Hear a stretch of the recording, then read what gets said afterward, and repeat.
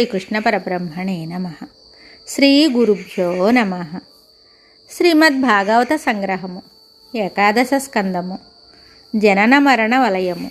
శ్రీ భగవానుడు చెప్తున్నాడు, ఉద్ధవ, నిత్యమై ఉండే ఆత్మ ప్రకృతిస్థమై క్షణక్షణము మారుతూ చివరకు నశించే శరీరములో జీవుడై ఉంటుంది. ఈ సత్యాన్ని జ్ఞానులు మాత్రమే గ్రహించగలరు. ఆత్మతత్వాన్ని తెలుసుకొనలేని అజ్జులు శరీరమే సర్వస్వము అనే భ్రమలో పడి తాము చేసే సకల వ్యాపారాలను దానికోసమే చేస్తూ దేహధ్యాసతోనే మరణించి మళ్ళీ మళ్ళీ దేహాలని అపేక్షిస్తూ వాటినే నిర్విరామంగా పొందుతూ ఉంటారు. అది ఎలా జరుగుతుందంటే, 16 తత్వాలతో కూడి ఉన్న లింగ శరీరము ఒక స్థూల శరీరాన్ని విడిచి బీజ రూపంలో వేరొక మాతృగర్భంలో ప్రవేశించి దేహాన్ని ధరిస్తుంది. అవసరమైతే ఒక లోకము నుండి వేరొక లోకానికి కూడా పయనిస్తుంది. జీవుడు సూక్ష్మ శరీరముతో తాదాత్మ్యం చెందటం చేత దానిని అంటిపెట్టుకుని పయనిస్తాడు. పూర్వవాసనలతో కూడి ఉన్న మనస్సు, చిత్తము వెనుకటి శరీరములోని అనుభవాలను అనుకూలమైనటివి ఈ శరీరంలో లభిస్తే సంతోషించడం, ప్రతికూలమైనటివి వస్తే క్లేశపడటము జరుగుతుంది. మరణముతో ఆ జన్మ యొక్క స్మృతులు అదృశ్యమైన గాఢమైన అనుభవాల యొక్క వాసనలు మాత్రము మనస్సుకు అంటిపెట్టుకొని మరు జన్మకు వెళ్తాయి. మరణ సమయంలో కర్మానుసారముగా మనస్సు దేనిని స్మరిస్తుందో దానికి సరిపడిన దేహాన్నే పొందుతుంది. ప్రకృతితో పాటు సృష్టింపబడినవన్నీ క్షణక్షణం మారుతూనే ఉంటాయి. స్థూల దృష్టికి ఈ మార్పులు గోచరించవు.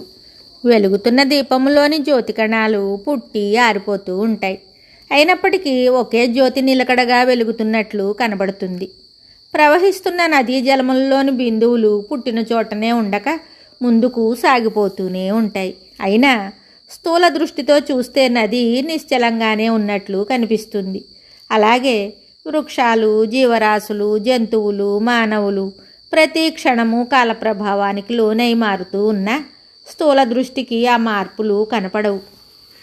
మానవ శరీరానికి 9 దశల మార్పులు జరుగుతూ ఉంటాయి.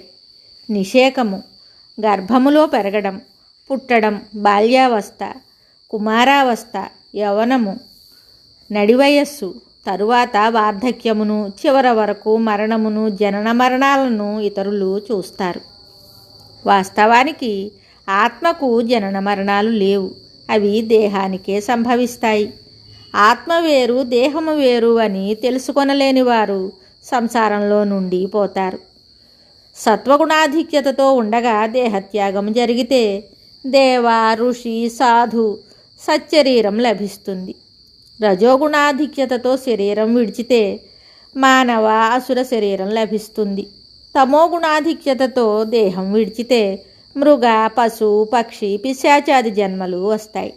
మనస్సులో ఊహింపబడిన వాటి అందైనా సరే సంగము ఏర్పడితే చాలు బుద్ధిభ్రంశము కలిగి వాసనలు ఏర్పడతాయి. దేహముతో తాదాత్మ్యాన్ని వీడనంత వరకు సంసారము వీడదు.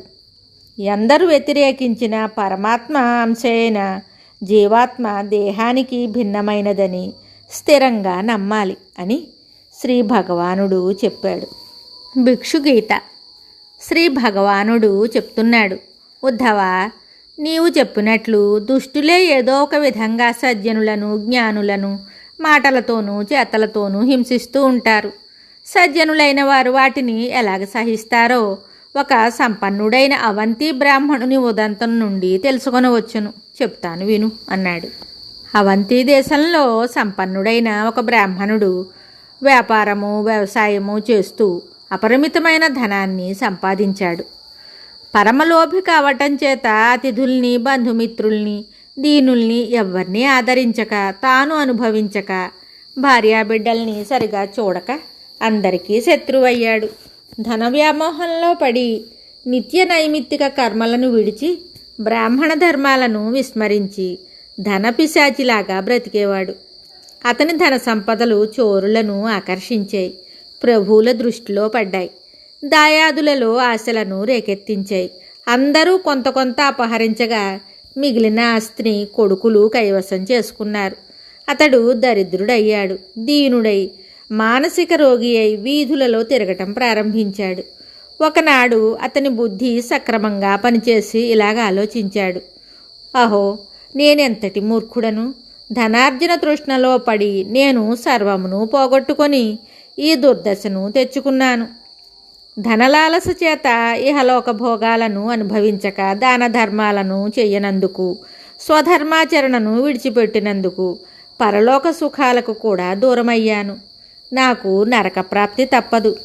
ధనార్జనాకాంక్ష, దొంగతనం చేయడం, అసత్యమాడటం, మోసగించడం, హింసించడం, కామక్రోధాలు చూపడం మొదలైన 6 దుష్టకార్యాలను చెయ్యకూడదు. ధనం వచ్చిన తరువాత 9 అనర్థాలు సంభవిస్తాయి. అవి గర్వము, మదము, లోభము, బంధువిరోధము, అనుమానము, కలహము, స్వార్థము, ఇతరులతో విభేదాలు, స్త్రీ వ్యసనము, ద్యూత వ్యసనము, మద్యపానము మొదలైనవి. అందుకే అర్థము అనర్థదాయకం అన్నారు. పాపిష్టి ధనం కోసం అయిన వాళ్ళంతా దూరం కావటమే కాక శత్రువులవుతారు. ప్రేమలు పోయి పగలు ఏర్పడతాయి. అర్థము 4 పురుషార్థాలలో ఒకటి అయినా అది లోకహితార్థము వినియోగింపబడితేనే పురుషార్థం అవుతుంది. స్వార్థానికే ఉంచుకుంటే అది అనర్థాన్నే తెచ్చిపెడుతుందని తెలుసుకున్నాను. ధనము నన్ను చెడగొట్టి విడిచి వెళ్ళిపోయింది. భగవానుడు నా యందు కరుణించాడు. ఆ ధనాన్ని నా నుండి తొలగించి నన్ను విముక్తిని చేశాడు. నా భాగ్యమే భాగ్యము కదా.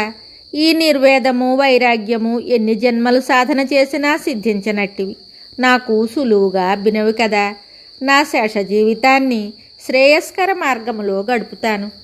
ఖట్వాంగుడు విరక్తుడై 2 ఘడియలలో మోక్షము పొందలేదా అని భావించి అతడు రాగద్వేషాలను, కోరికలను విడిచి దృఢ నిశ్చయుడై సన్యసించి భిక్షువై సంచరించసాగాడు. దేహధ్యాసను వీడి సంస్కారహీనుడై అవధూతయ్యై తిరుగుతున్న అతనిని చూసి తుంటరులు, అల్లరి మూకలు గేలి చేస్తూ, కేకలు వేస్తూ, తిడుతూ, రాళ్ళు రువ్వుతూ, అతనిపై ఉమ్మి వేస్తూ, అతని దండము, కమండలము, పాత్ర, దుప్పటి లాక్కుని అతడు భిక్షాన్నం తింటుంటే, మూత్రం చేసిన అన్నింటినీ సహిస్తూ అతడు మౌనంగా ఉంటుంటే, మాట్లాడవేమిరా దొంగ సన్యాసి అని కొడుతూ, చురకలు పెడుతూ అనేక విధాలుగా హింసిస్తున్నా చెలించకుండా ఇవి అన్నీ కర్మఫలాలు అనుభవించి తీరాలి అనుకుంటూ ఈ విధంగా పాటలు పాడుకునేవాడు. మనకు సంభవించే అన్ని కష్ట సుఖాలకు ఇతరులెవరూ కారకులు కారు. మన మనస్సే అన్నింటికీ మూల కారణము. త్రిగుణాలతో కూడి ఉన్న మనస్సే సంసార బంధాలను, జన్మ పరంపరలను కలుగజేసేది. జీవుడు దేహమే నేను అని భ్రమించి సకల కర్మలకు నేనే కర్తను, సకల కర్మఫలాలకు నేనే భోక్తను అని అనుకుంటాడు. నేను, నాది అనే అహంకార మమకారాలే జీవునకు సుఖదుఖాలను కలుగజేస్తాయి. మూల కారణమైన మనస్సును నిగ్రహించుకుంటే సుఖదుఖాలు సోకవు. యమ నియమ స్వధర్మాచరణ అధ్యయన కర్మానుష్ఠాన దాన ధర్మ వ్రతపాలనాది సాధనల ద్వారా మనోనిగ్రహాన్ని సాధించవచ్చు. ఇలాగా నిగ్రహింపబడిన మనస్సును భగవంతుని యందు లగ్నం చెయ్యాలి. మనస్సు అతి శక్తివంతమైనది, తీవ్ర వేగము కలది, అనేక శారీరక మానసిక సంకటాలను కలిగించగలది, అనేక రకాలైన భ్రమలను కల్పిస్తుంది. ఇతర మానవ, జంతు, జీవ, వస్తు విషయాలయందు రాగద్వేష, శత్రుమిత్రాది భావాలను కలుగజేస్తుంది. నిగ్రహింపబడిన మనస్సు మిత్రుని వలెను, అదుపు చేయబడని మనస్సు శత్రువుగాను ప్రవర్తిస్తుంది. నిలకడలేని మనస్సే కష్టాలను తెచ్చిపెడుతుంది.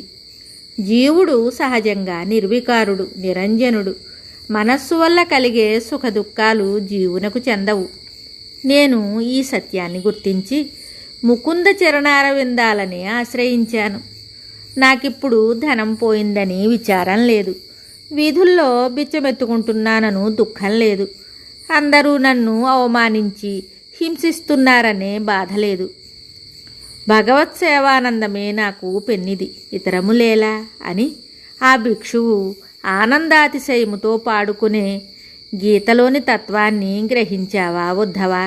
బంధాన్ని, మోక్షాన్ని కలిగించేది ఆ మనస్సే. సుఖదుఖాలకు సకల అనుభవాలకు కారణము ఆ మనస్సే గాని ఏ వ్యక్తి ఏ ఇతర శక్తి కాదు. అందుచేత ఆ మనస్సునే మంచి చేసుకొని నాయందే లగ్నము చేసి నేనే గమ్యము సర్వము అని తెలుసుకొని ఆరాధించుము. ఇదే యోగ సంగ్రహము. ఈ భిక్షుగీతను విని వినిపించి మననము చేసుకునేవారు సుఖదుఖాలను అధిగమించి అత్యంతానందాన్ని పొందగలరు అని శ్రీ భగవానుడు చెప్పాడు. మిగతా కథ తరువాయి భాగంలో తెలుసుకుందాము. శుభం.